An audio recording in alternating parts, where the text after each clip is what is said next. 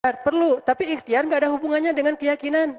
Ikhtiar itu hubungannya dengan kewajiban. Allah yang suruh kita ikhtiar. Tapi yakin berhasil apa enggak, itu urusan yang kedua.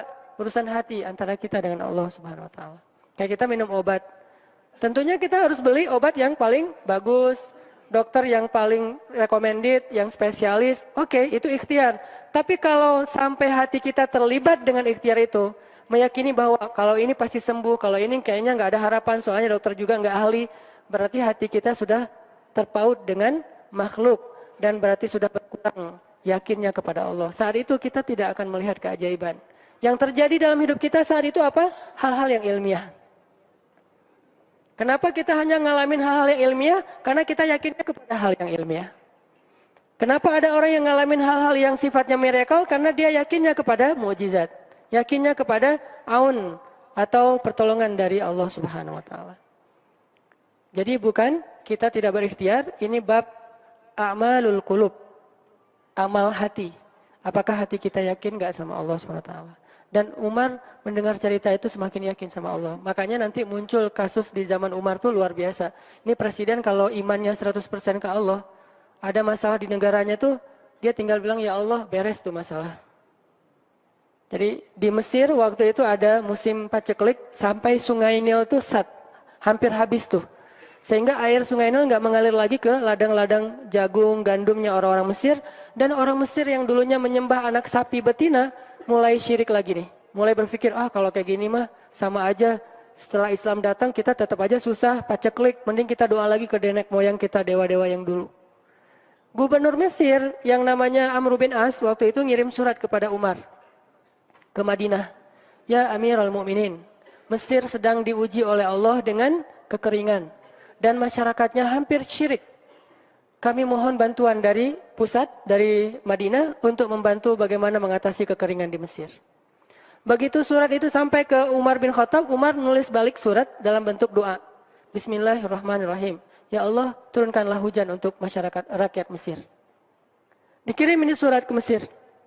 Waktu itu ibu katanya masih Alexandria, belum Kairo. Dikirim ke Alexandria, malam itu diambil sama Amr bin As. Pas dibaca oleh Amr bin As, Bismillahirrahmanirrahim. Ya Allah, berikan rakyat Mesir hujan yang mencukupi untuk mereka. Saat itu juga hujan turun. Sampai sungai Nil meluap dan menggenangi ladang-ladang jagung dan gandumnya orang-orang Mesir. Dan mereka bertakbir semuanya. Cuman ngirim surat doang dari Amirul Mukminin. Kan enak ya? Coba kalau kita hidup di zaman Umar. Ya Amirul Mukminin, saya belum dapat jodoh. Ya Allah beri dia jodoh. Beres. Cepat banget loh. Ya Amirul Mukminin, dia nolak saya. Ya Allah terimalah. Terima. Yang kemarin nolak hari ini. Kenapa ya saya jadi serak sama dia? Gara-gara doa Amirul Mukminin. Ini artinya teman-teman, keajaiban dari yakin kepada Allah itu luar biasa dari kisah Bapak tadi itu. Kalau kita berbaik sangka kepada Allah. Kenapa nggak ikhtiar? Mungkin sudah ikhtiar, bikin pengairan segala macam tapi belum berhasil. Yang kurang cuma satu, doa. Doa mungkin udah banyak tapi belum diijabah karena doa-doa mereka tidak seajaib doanya Umar bin Khattab. Belum lagi Umar berdiri di atas mimbar. Ini mungkin terkenal nih, kejadian dalam perang Qadisiyah kalau nggak salah. Umar lagi khutbah Jumat di Madinah. Kaum muslimin lagi berperang di Irak melawan pasukan Persia, perang Qadisiyah namanya. Irak Madinah tuh kan kalau naik pesawat sekitar 2,5 jam, 3 jam, jauh tuh. Jakarta Medan lah, jauh. Nah, Umar lagi khutbah di atas mimbar, sholat Jumat, tiba-tiba tema khutbahnya tuh ganti gitu. Lagi ngomong tiba-tiba beralih tema. Wahai kaum muslimin, naiklah ke atas bukit itu, baliklah kalian mundur-mundur gitu. Jadi Umar tiba-tiba kayak ngomongin sesuatu yang gak nyambung. Orang-orang heran, nih Umar kenapa? Oh ya udah biarin, namanya juga Umar gitu kan. Dia punya, mungkin dia ngelihat setan atau apa, setan kan takut sama Umar. Diem. Udah selesai sholat Jumat, pada datang, ya Amirul Mukminin, tadi apa yang terjadi? Kenapa Amirul Mukminin ngomong sesuatu yang gak nyambung? Kita juga gak ngerti. Kata Amirul Mukminin, saya ngelihat Allah menampakkan kepada saya pasukan Islam di Qadisiyah yang terdesak hampir habis dibantai sama musuh. Tapi saya ditunjukkan ke sebuah bukit yang mungkin mudah-mudahan itu jadi benteng untuk mereka berlindung. Saya suruh mereka naik. Orang kan nggak langsung percaya kan? Bener gitu terjadi kayak gitu. Kalau Rasul ngomong, mungkin aku naik ke langit, Isra Mi'raj, oke lah, itu aja masih ada yang mendustakan. Ini Umar yang ngomong, bukan Nabi yang dapat wahyu. Orang nggak langsung percaya, selang beberapa minggu kemudian pasukan Qadisiyah pulang. Jadi utusan mereka pulang bawa berita tentang kemenangan perang dalam perang Qadisiyah. Dia cerita, suatu hari di hari Jumat kami sedang berperang. Kami terdesak, hampir habis dibantai sama musuh. Udah nggak ada jalan untuk berlindung. Tiba-tiba kami mendengar suara Umar, Amirul Mukminin berteriak, wahai kaum muslimin, naiklah ke atas bukit ini supaya kalian terlindungi. Akhirnya kami mundur naik ke atas bukit dan selamat waktu itu. Berarti benar-benar terjadi. Kok bisa? Ya, qadarullah. Ini keajaiban iman mereka. Apakah kita bisa mendapatkan pengalaman-pengalaman kayak gini? Bisa, kalau keimanan kita dengan level yang sama. Kalau nggak selevel yang sama pun, minimal kita nusaddid. Kalau kita tidak bisa sama persis, minimal kita berusaha untuk nuqarib. Berusaha untuk pengalaman kita nanti, walaupun nggak sama persis, mirip-mirip dengan pengalaman mereka. Lagi-lagi, bukan berarti tidak berikhtiar. Ini keajaiban-keajaiban yang terjadi. Dan saya juga baru ngalamin kemarin pas saya di nggak kurang dari seminggu yang lalu, saya baru pulang dari laut di Batu Karas. Di sini ada teman saya, Agi. Mana Agi? Nah, ini Agi ya. Ini by the way model model iklan. Ada deh pokoknya. Iklan jodoh maksudnya. Agi ini anak Batu Karas. Agi boleh diceritain? Agi ini anak Batu Karas. Batu Karas itu Jawa Barat, daerah Pangandaran. Dari Bandung kurang lebih 6 jam perjalanan. Kalau lagi ada ombak saya suka ke sana nonton orang main surfing. Nggak main sih, main dikit-dikit tapi nggak jago. Nonton orang main surfing. Ketemu Agi. Agi nggak tahu tuh ya. 2 hari sebelum saya datang ke Batu Karas, dia sakit, kayak demam gitu. Mungkin habis diputusin kali ya. Dia demam gitu, nggak enak badan, pengen pulang. Biasanya kalau nggak enak badan cuma dia tinggal di Jakarta, paling juga di kos-kosan. Tapi kali ini pengen pulang ke Batu Karas banget. Aduh, kenapa ya pengen pulang ke Basroh Batu Karas gitu ya. Batu Karas kayak Basroh gitu. Pengen ke Batu Karas. Pas dia pulang, hari saya lagi mau main tuh, dia diajak sama temen dia, ngojek itu apa? Berenang yuk gitu. Berenang yuk, berenang. Dia ikut, padahal lagi nggak enak badan, tapi pengen berenang. Pas lagi di pantai, saya datang ketemu loh, kayak kenal nih, hitam-hitam eksotis gitu. Ternyata ketemu saya, Ustadz Hanan ya, ya kenalan. Ustadz saya tuh ketemu Ustadz kemarin di Meruya pas kajian minggu bulan yang lalu. Cuman karena jamaahnya banyak, saya nggak bisa ketemu Ustadz, nggak bisa salaman. Saya waktu itu membatin. Ya Allah, saya pengen banget ketemu Ustadz Hanan langsung, tapi jangan dalam suasana ta'lim yang ramai, langsung berdua. Mudah-mudahan terkabulkan. Akhirnya Agi banyak istighfar sebulan istighfar, akhirnya terjadilah yang tadi itu. Dia nggak enak badan, saya juga tiba-tiba ujuk-ujuk, kenapa ya saya pengen ke Batu Karas, kenapa ya pengen ke Batu Karas, ternyata di sana ada ombak, kan ada Agi. Ketemu aja di Batu Karas, itu cara Allah menskenariokan. Dan itu terbukti banget loh, istighfar. Bukan karena saya orang soleh, dan kita bisa istighfarin siapa aja. Saya pengen ketemu ini, saya pengen. Dan itu ajaib. Kalau misalnya nggak ketemu pun di dunia, insya Allah ketemu dengan orang soleh itu nanti di akhir. Apa ruginya beristighfar dan berdoa? Nggak ada ruginya kan? Ya Allah, saya pengen banget ketemu dengan, misalnya, sebutlah ulama yang paling kita ngefans di dunia, siapa gitu, dengan Imam Sudais, Imam Masjidil Haram. Pengen banget jabat tangan sama Imam Masjidil Haram yang imamin umat Islam seluruh dunia gitu. Tapi kan nggak mungkin. Kita umroh, kita haji juga nggak bisa ketemu dengan Imam Sudais. Kita berdiri paling depan ya di dekat dengan Hajar Aswad. Begitu mau sholat diusir tuh. Begitu selesai salam langsung dipagar betis sama askar-askarnya. Susah ketemu beliau tuh, ajaib banget kalau bisa ketemu. Tapi kan nggak ada salahnya beristighfar kan? Astagfirullah, astagfirullah, ya Allah, Sudais, astagfirullah, astagfirullah, Sudais, astagfirullah. Terus aja gitu. Pengen ketemu Sudais. Tiba-tiba bisa aja Sudais datang ke Indonesia, ada seminar apa, mungkin bisa ketemu, yang paling logisnya.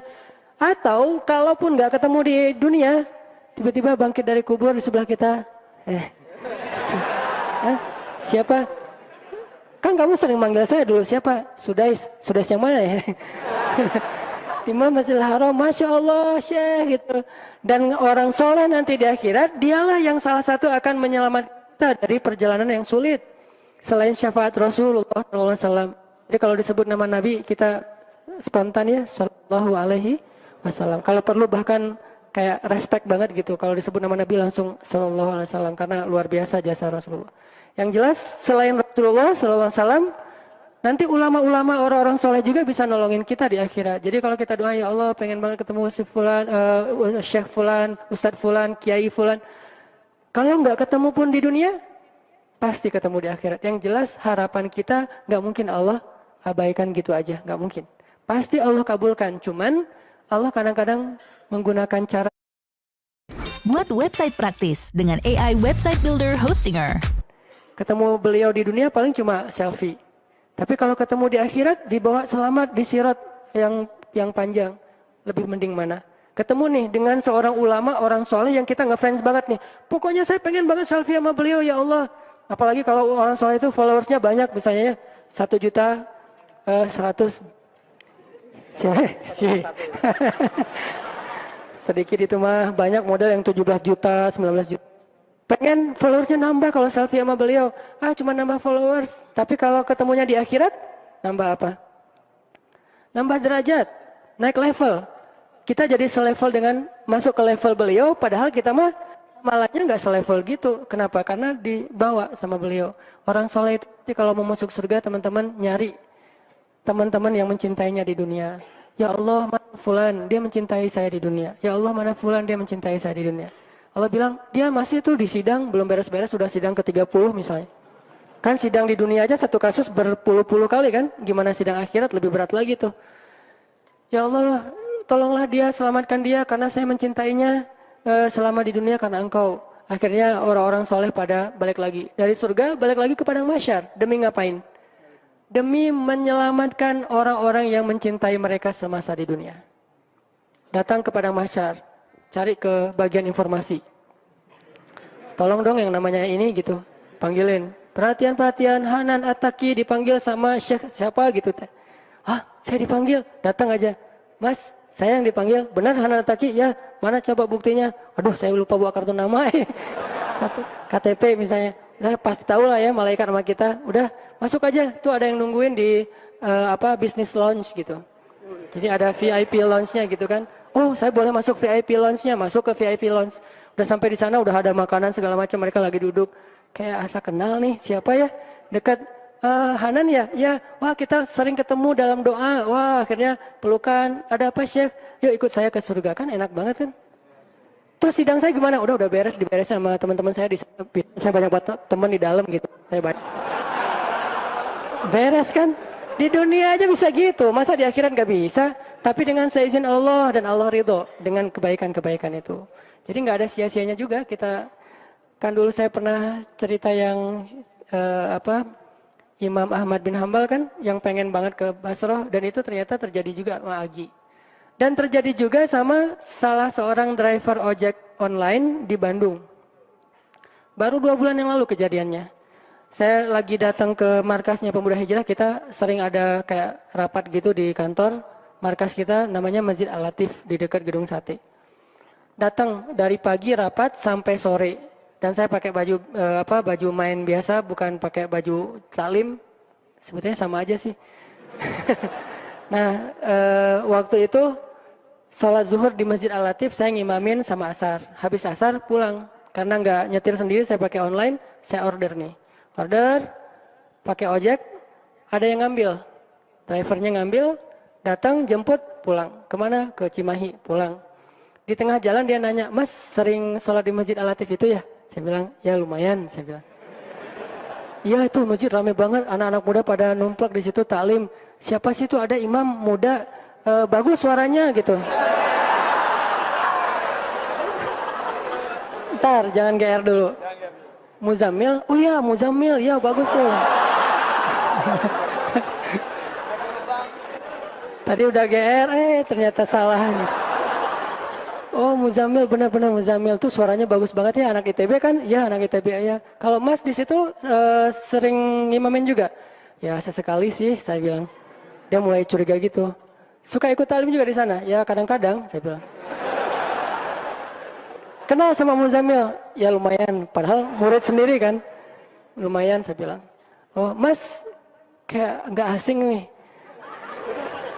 Mas tadi ngimamin sholat zuhur bukan? Ya, saya bilang. Mulai curiga kan dia. Mas, namanya siapa sih, Mas? Hanan, saya bilang. Hanan? Hanan yang mana nih? Ya.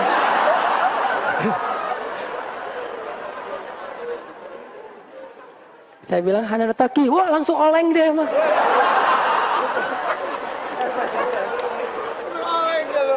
Oh, Mas biasa aja, Mas biasa aja gitu. Ini benar Ustaz Hanan Taki, benar. Masya Allah, ya Allah, udah gitu kayak terharu gitu, heboh, semua orang pada ngelihat lampu merah lah gitu ya, pada ngelihat semuanya. Saya langsung pakai masker, gitu. Ustadz tahu nggak Ustadz, saya sebulan ini istighfar terus habis dengerin cerita Syekh Imam Ahmad bin Hambal yang ke Basrah, saya istighfar, ya Allah pengen banget ketemu Ustadz Hanan, tapi jangan ditaklim berdua, jadi bisa curhat-curhatan gitu. Ternyata Allah bikin skenario, saya order ojek online, dia ngambil, jadi ngobrol di jalan sampai ke rumah, akhirnya bertamu nggak pulang-pulang. Wah ini luar biasa cara Allah. Dan wallahi teman-teman, dan itu terjadi. Jadi udah 2 kasus nih yang saya alamin ya. Satu lagi yang ojek online tadi, dan dua-duanya hajatnya sebulan Allah kabulkan. Jadi kalau ketemu saya aja sebulan gampang, masa ketemu jodoh bertahun-tahun gak dapat ya? Gimana nih? Istighfarnya gimana nih? Ini terutama buat cewek-cewek nih. Kalau cewek-cewek kan nggak bisa nyari. Masa cewek kayak kepo gitu kan nggak mungkin. Pura-pura follow, nge-like. Kok dia nge-like terus yang first like lah gitu. Nggak mungkin kan. Cewek kan agak-agak jaim. Ya udah istighfar aja deh. Banyak-banyak istighfar. Tiba-tiba ada yang kesandung jatuh di depan cewek. HP-nya jatuh. Dia pergi, HP-nya nomornya. Nggak penting sih ceritanya. Pokoknya ada. Ada jalan dari Allah yang kita nggak ngerti nih, yang jelas bisa. Kita tinggal yakin aja sama Allah, istighfar, Allah yang kasih jalan. Walladzina jahadu fina lanahdiyannahum subulana. Pokoknya kalau kalian bersungguh-sungguh kata Allah di jalan kami, udah kami kasih jalan-jalan keluar yang subul, jamak dari sabil, banyak banget jalan keluar di sisi Allah. Yang penting kita jahadu fillah, berusaha di jalan Allah Subhanahu wa taala.